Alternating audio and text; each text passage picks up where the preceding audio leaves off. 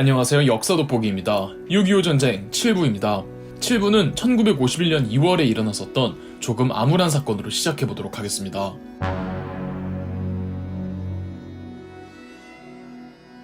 한국전쟁 도중 창설되었던 부대가 있습니다. 바로 11사단인데요. 최덕신 소장이 이끄는 11사단의 임무는 후방이었습니다. 후방이 전방만큼 위험하다고 할 수는 없어도 그렇다고 중요성이 떨어진다고 할 수는 없는데요. 지난 6.25 전쟁 4부에서 인천 상륙작전 성공 후 국군과 유엔군이 다른 지역 전부 수복하고 북상할 때 경상도와 전라도 사이 지리산에 이 빨치산들이 많이 숨어들었고 이 빨치산들 토벌에는 더 오랜 시간이 걸렸다고 말씀드렸죠. 지리산에 숨어서 항전했기에 빨치산 토벌이 쉬운 게 아니었습니다. 지리산 일대의 빨치산 토벌이 11사단의 임무였죠. 설령 빨치산들이 민가로 내려와도 당시 대한민국 국민들 다 꾀죄죄해서 군복만 안 입으면 민간인과 빨치산 구분하기가 힘들었습니다. 빨치산들은 식량이 떨어지면 민가로 내려와 민간인들을 위협하며 식량을 강탈해 가기도 했죠. 11사단의 최덕신 사단장은 빨치산 색출이 어렵다는 이유로 해서는 안 될 작전을 펼쳤습니다. 그냥 민가를 전부 소멸시켜버리는 거죠. 그럼 빨치산 구분할 필요도 없이 알아서 휘말려 죽을 것이고 빨치산들이 내려와도 식량을 충당 못할 거 아니에요. 1951년 2월 거창에 있던 11사단 9연대 3대대에 이런 작전 명령이 내려옵니다. 작전 지역 안의 인원을 전원 총살하라. 빨치산들의 근거지가 되는 건물은 전부 소각하라. 적의 보급품이 될 수 있는 식량과 기타 물자는 안전한 지역으로 후송하거나 불가능한 경우 소각하라. 그렇게 거창의 몇몇 마을들이 잿더미로 변해버립니다. 어린아이부터 노인들까지도 다 희생되었죠. 거창 군수가 소식을 접하곤 이 문제를 국회에서 언급했는데 이승만 대통령은 잘 모른다가 아니라 빨치산 협력자들만 처형했다며 민간인에 대한 공격은 없었다며 극구 부인하였습니다. 사건의 직접적인 책임자인 최덕신 사단장은 징계 처분으로 끝났고 훗날 월북하여 김일성의 사람이 됩니다. 조정래 작가님의 태백산맥이라는 소설에선 이렇게 묘사되어 있는데요. 사람들은 군인들이 시키는 대로 엉성하게 줄을 맞춰 섰다. 군, 경, 가족을 골라낸 그들의 수는 500여 명에 헤아렸다. 사람들의 모습이 박산골로 빨려들고 얼마 지나지 않아 한꺼번에 갈겨대는 수많은 총소리가 요란하게 울려대기 시작했다. 그 총소리들은 신원면을 에워싸고 있는 많은 산들과 그 골짜기에 부딪혀 겹겹의 메아리로 울려가고 있었다. 그 요란하게 튀는 총소리들을 아랑곳하지 않고 하늘 한쪽에는 빙글빙글 맴돌이 질치는 검은 무늬를 새기는 것이었다. 그건 수백 마리의 물이 진 까마귀떼였다. 까마귀떼가 유유하게 선회하며 차츰차츰 그 높이를 낮추고 있는 것은 어젯밤에 학살이 장된 탄량권의 하늘이었다. 거창 양민학살 사건은 유튜브에 검색해보시면 더 자세한 영상들이 많이 나오니 참고하셔도 좋을 것 같습니다.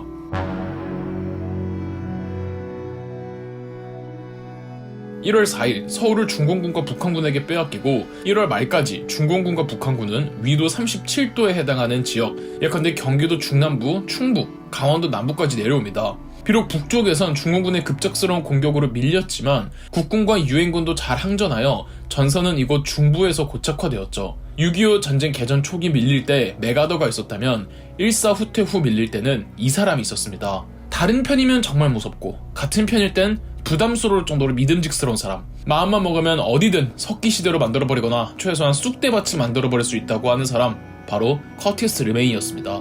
커티스 르메이는 2차 세계대전 때 육군 항공대 소속으로 일본 본토 폭격을 지휘했는데 폭격 작전으로 일본을 아주 털털 털었습니다. 커티스 르메이는 이런 말을 한 적이 있죠. 전시에는 무고한 민간인이 없다고. 커티스 르메이는 아주 악독스러운 융단 폭격으로 적에게 엄청난 공포감을 심어주는 전력이 주특기였습니다.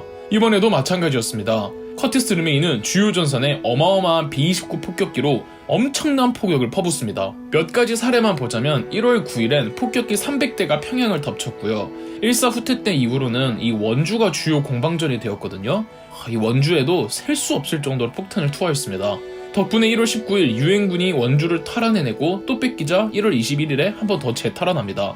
1월 26일엔 수원을, 1월 28일엔 영월을, 1월 30일엔 강릉을 탈환합니다. 그러니까 유엔군과 국군 모두 이제 어느 정도 중공군의 게릴라 전술에 익숙해졌다는 뜻이며 커티스 르메이의 융단 폭격도 매우 중요하게 작용했습니다. 그리고 2월 10일엔 대단히 중요하지만 잘 알려지지 않은 작전이 있었습니다. 바로 제2차 인천 상륙 작전인데요. 이번엔 국군 해군의 힘만으로 추진한 작전이었습니다. 국군의 해군과 해병대 1기 중대가 2월 10일 인천에 상륙 후 안전하게 교두보를 확보했습니다. 상륙 전 한포 사격으로 인천의 북한군이 다 도망쳤다고 하더라고요. 상륙을 한 해군과 해병대는 곧장 인천시청까지 진격했고 다음날 2월 11일 지원부대가 도착하여 인천을 탈환합니다. 이제 국군과 유엔군이 수도권까지 반격해 치고 올라와야 하는 상황에서 제2차 인천 상륙작전의 성공은 전세에 크게 기여해 주었습니다. 그리고 국군과 유엔군이 서울을 목표로 할 수 있도록 해준 결정적인 승리가 하나가 더 있었으니 2월 13일에서 15일까지 경기도 양평, 지평리에서 이루어진 지평리 전투였습니다. 지평 막걸리의 그 지평이 맞습니다. 이 중부 지역에서 고착된 전선이 국군과 유엔군의 화력으로 도시 하나둘을 탈환해 갔다고 말씀드렸잖아요. 그렇게 계속 조금씩 진군을 하다가 수세에 몰린 중공군이 2월 11일에 작정하고 대규모 공세를 해옵니다. 중공군의 급발진에 많은 국군과 유엔군대를 뒤로 후퇴했는데 그 과정에서 제대로 후퇴를 못한 미 제23연대가 경기도 양평 지평리에서 고립되어 버린 겁니다.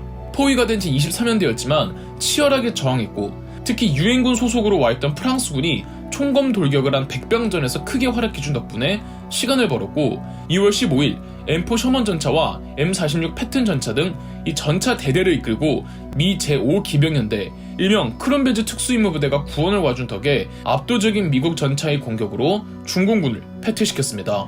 지평리 전투는 중공군이 이겨야만 하는 전투였습니다. 중공군의 공세에 유엔군과 국군이 전부 후퇴했을 때 미처 후퇴하지 못한 부대를 공격하는 일이었으니까요. 그런데 공격이 막히고 도리어 후퇴하면서 이 야심찬 중공군의 공세는 무의미해졌고 오히려 후퇴해 있던 유엔군과 국군이 다시 수도권 방면으로 진군합니다. 거기다가 불과 며칠 전 국군 해군이 제2차 인천 상륙작전에 성공해 서울 서쪽으로도 진군하고 있는 상황, 서울을 재탈환하는 건 시간 문제였습니다.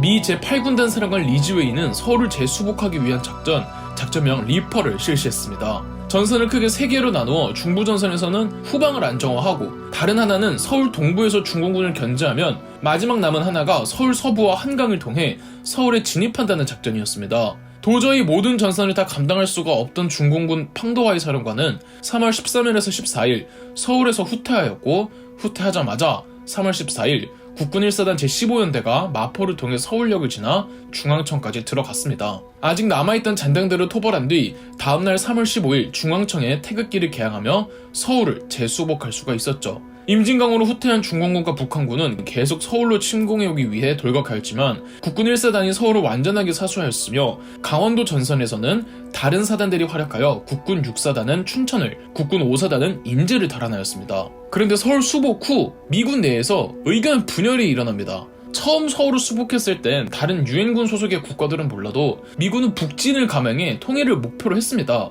하지만 중공군의 개입 등으로 밀렸다가 겨우 현상 유지까지만 회복했죠. 이러니 2차 서울 수복 후에는 그때처럼 더 북진해야 한다는 쪽과 전선을 이대로 유지하면서 협상을 이끌고 가야 한다는 쪽으로 나뉘는 거죠. 메가더 유엔군 총사령관은 당연히 전자였습니다. 더 치고 올라가자는 정도가 아니라 메가더는 꾸준히 원자폭탄 사용을 고집했습니다. 단 미국의 트루먼 대통령은 완전 생각이 반대였죠. 그래도 트루먼은 대통령이고 메가더는 군인인데 이 메가더는 공개적으로 트루먼 대통령을 맹비난하며 협상을 주도해보라는 트루먼 대통령의 말을 거부하였습니다. 아무리 메가더가 실력이 좋아도 대통령 말 안 듣는 사람을 총사령관직에 둘 수가 없었고 트루먼 대통령이 메가더 해임권을 거론하자 조지 마샬 합참의장이 동의하면서 1951년 4월 11일 메가더는 해임되었고 미 제8군단 사령관 리즈웨이가 새로운 유엔군 총사령관이 되었습니다. 그런데 2020년 공개된 미군 문서에는 이 원자폭탄 사용에 대해서는 트루먼이나 메가더나 상황에 따라 서로 다르게 판단했었다고 합니다. 트루먼도 원자폭탄 사용을 고려했던 적도 있었으며 메가더도 신중하게 쓰자고 했던 적도 있었다는 거죠. 아무리 트루먼이 최종 결정권자이지만 혼자 자의적으로 판단을 내리면 안 됐습니다. 여론이라는 게 있고 참모들이 있고 위원회들이 있단 말이죠. 이 원자폭탄 사용 여부는 미국 내에서도 설왕설래가 많아서 어느 한쪽의 입장은 딱 이랬다라고 단정 지을 수가 없습니다. 이 메가더 해임은 협상을 원하는 트루먼과 원하지 않던 메가더, 더 결정적으로 메가더가 트루먼에게 대들었다는 게 더 컸던 것으로 보입니다. 고착화된 전선, 이제 전쟁은 어떻게 흘러갈까요? 그럼 역사 돋보기였습니다. 영상 재미있으셨다면 구독과 좋아요, 알림 설정까지 해주시면 감사드리겠습니다.